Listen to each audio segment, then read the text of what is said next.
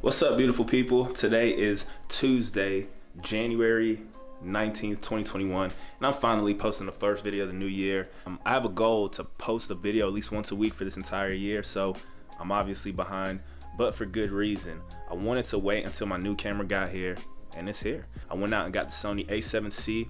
It's a super compact camera, 5-axis stabilization, great low light capabilities, which is something I've been struggling with our videos in the past.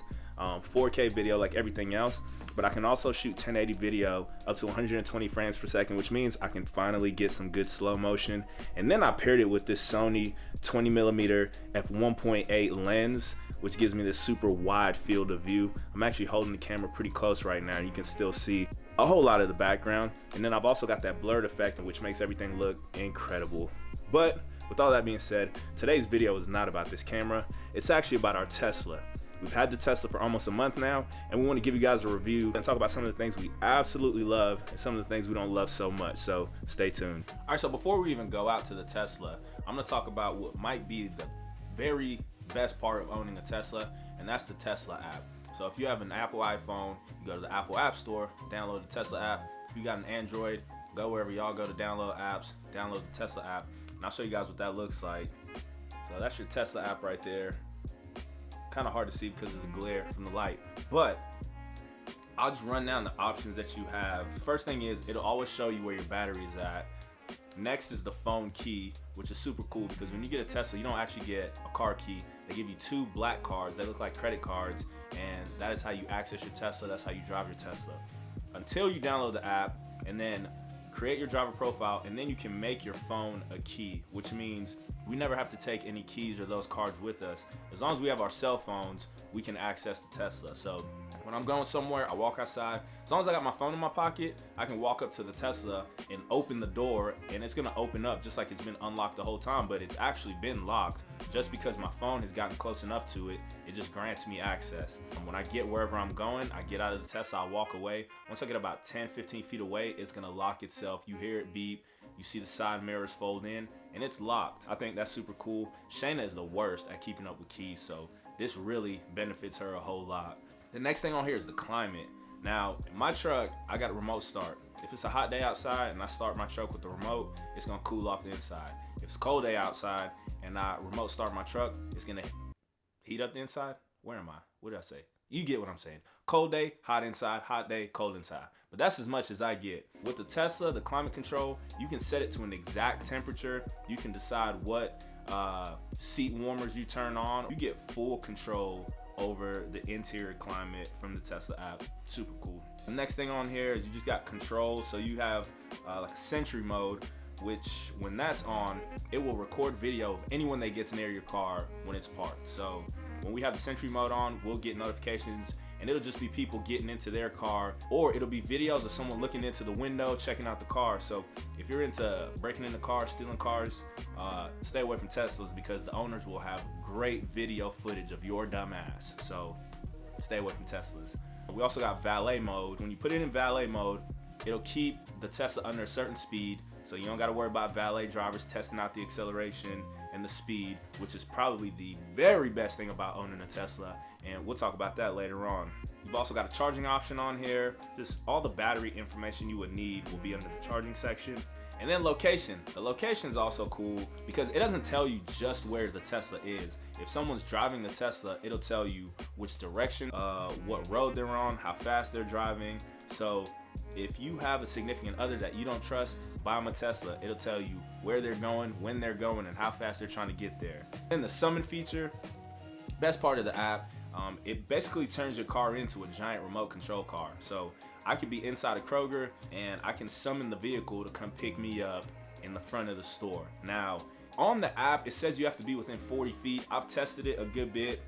It's probably closer to like 40 yards, but still, that's pretty good. Tesla app, man, that right there is probably one of the better selling points in my opinion. So let's go out to the Tesla and check out what it actually does. All right, so the first thing we're gonna check out is the SelfPark feature.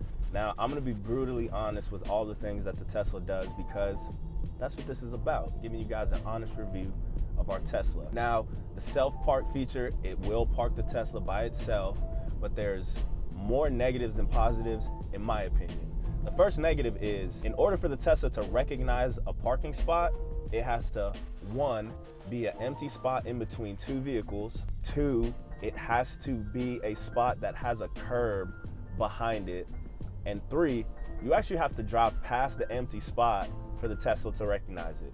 All those things are kind of silly to me because sometimes you pull into a parking lot and there's multiple empty spaces next to each other. Sometimes you pull into a parking lot and there's no curb. And then the fact that you have to drive past an empty parking spot to see if the Tesla will recognize it all seems kind of silly. But I'll show you guys how it works. All right, so I'm gonna pull into this parking lot right here. Tons of empty spots. And we'll see how many spots we have to drive by before the Tesla recognizes one. I've probably driven by 8 or 9 spots. Still hasn't recognized the spot. Oh, there we go. We get the gray P that pops up right here. You put the car in reverse, you hit start, and then you take your feet off of the pedals, take your hands off the wheel, and it's gonna start doing this thing.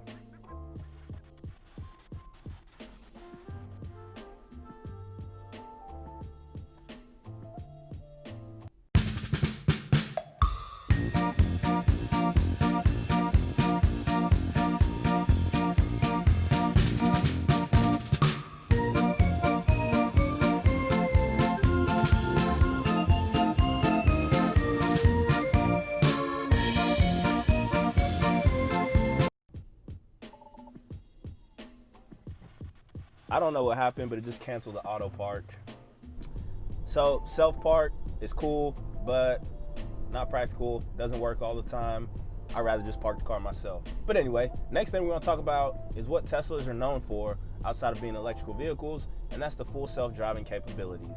Now, unfortunately, on the city streets, you can't use full self-driving.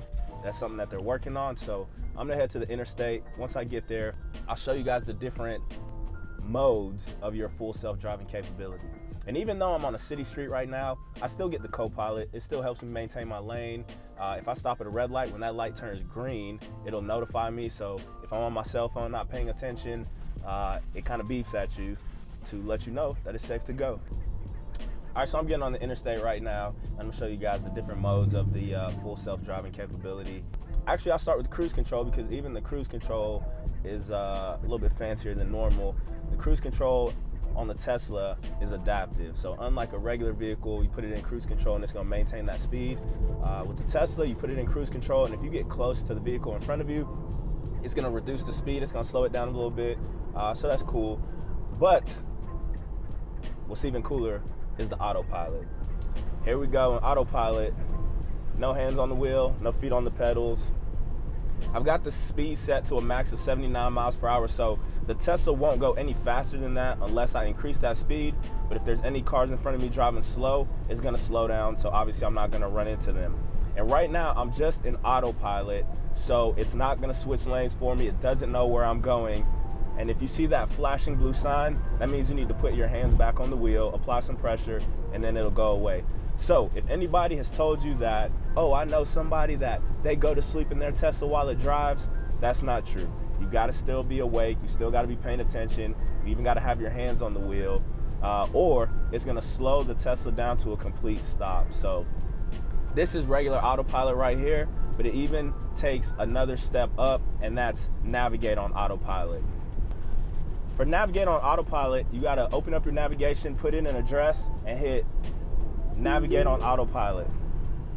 And now,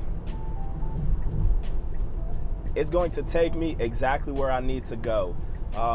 It just asked me if I needed to switch lanes or to confirm a lane change, and I did, so it moved over. It's asking me again. I confirmed the lane change, it's moving over again. And the reason it's doing that is because my exit is coming up, so it knows exactly where I'm going. And now I just need to confirm lane changes. We're approaching the exit. It's slowing down. Exit on the right. Again, no hands on the wheel, no feet on the pedals. I'm just letting it do its thing. In 1,000 feet, turn left onto White Oak Crossing. Hands down the best part about owning a Tesla, or actually that's the second best part about owning a Tesla. I'm gonna show you guys what the very best thing about owning a Tesla is in a second. But the autopilot has not failed us yet. It works like it says it's gonna work. But yes, you still do have to pay attention. So for some people, that might be kind of impractical. It's like hiring a babysitter to watch your kids on the weekend, but then you still got to stay there and babysit the babysitter. You know, you got to babysit the Tesla, even though it is driving for you. But the very best part of owning a Tesla, it's got to be the performance. We've got the Model 3 Long Range Edition, which is kind of mid-tier of the Model 3s, and still 0 to 60 in about 4 seconds, top speed of like 150 something miles per hour. I love this car. I got a little bit of traffic in front of me, but I'm still about to try to cut it loose, so enjoy.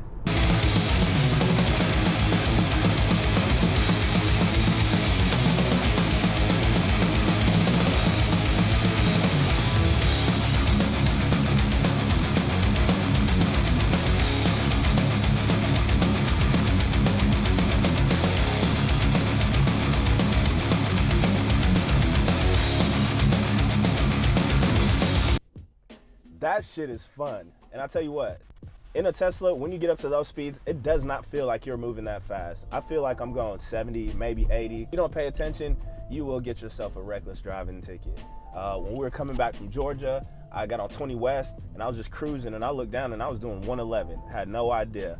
I'm telling you, it's probably one of the most fun cars to drive. The only negative to driving like that is it drains the battery like crazy. On the way back from Georgia, I stopped in Tupelo, Mississippi. I charged up to 244 miles. I traveled 95 miles to the Supercharger in Memphis, Tennessee, and when I got there, I only had 80 miles on the battery left. Now I'm at a Supercharger. They've got Superchargers all over the country. You can fully charge your car in about 30 minutes. But what do you do in that 30 minutes? Usually the Superchargers are placed around shopping malls so you can get out, go shop, eat, whatever. But if not, you've got a few things inside the car to keep you entertained. So cool stuff. I wish you could use it while driving the Tesla. You can't. They don't let you access that stuff. But for the days that you're at a Supercharger or you're just hanging out in the car or you want to show off for someone, there's some cool stuff here. All right, here we have an entertainment section. You click on that and you've got an arcade with a bunch of different games. Shayna and I get real competitive with this beach buggy racing, but tons of games. You can even hook up Xbox controllers to play the games. I think that's cool. Then you've got the theater. This stuff comes pre-downloaded on the vehicle, the games as well. Netflix, Hulu, YouTube, Twitch, and some Tesla tutorials. Plenty of stuff to do while you're sitting and waiting for your car to charge.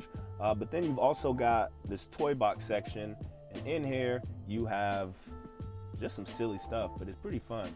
You got the boom box. So this is how we switch the sound of the horn. Right now we got it set at DJ.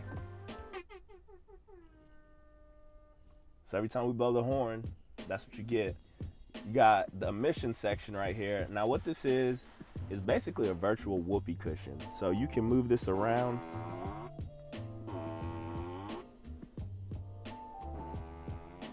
And when someone gets in your car and they sit in that seat where the whoopee cushion is, that's what's gonna happen. So Zayd loves that. He's a 4-year-old boy, and what 4-year-old boy doesn't love farts? So that's your emissions. You got the track section. If you're into music, you wanna make beats, boom, there you go. Romance, this is kind of cool. It's a fireplace. Now when I hit get cozy, not only do I get the audio and visuals of a fire, it's gonna change the climate as well. So it's starting to get hot in the car right now. And then you can take it a step further. You hit the screen again, and it's gonna play some smooth jazz or some R&B. It really sets the mood. Again, it's cool, but not necessary. Sketchpad, the kids like to come up and mess around with this, draw stuff, whatever. Again, I think it would be a whole lot more cool if you could use this stuff while you are actually driving the car. But of course, for safety reasons, you can't, but it is what it is. Last thing I have to show you guys is the summon feature. This is the feature that turns your car into a giant remote control car. I've used this at Kroger, I've used it at the mall. Again, a super cool feature. not always practical. I can see using it if you're parked in the back of a parking lot, it's a rainy day out, you don't want to walk all the way to your car, well then you can bring the car closer to you. But daily use on a perfectly clear day seems kind of silly, because again, the Tesla is so safe that it just takes way too long to do most of this stuff by itself. You'll save yourself a lot of time just walking your lazy ass to the car. All right, so right now I'm at this shopping mall right outside of the mall. The Tesla's at the back of the parking lot, but I'm gonna see if I can get it to come pick me up. Gotta see if I'm even within the range. Looks like it's gonna work. Here we go.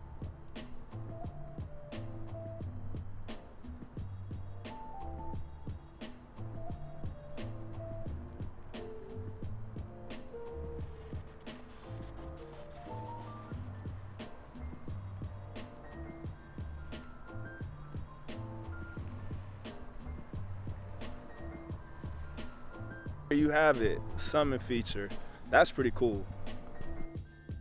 All in all, we're super happy with the Tesla. Shayna's already talking about her next Tesla. We ain't even had this one a month yet, and she's already thinking about another Tesla.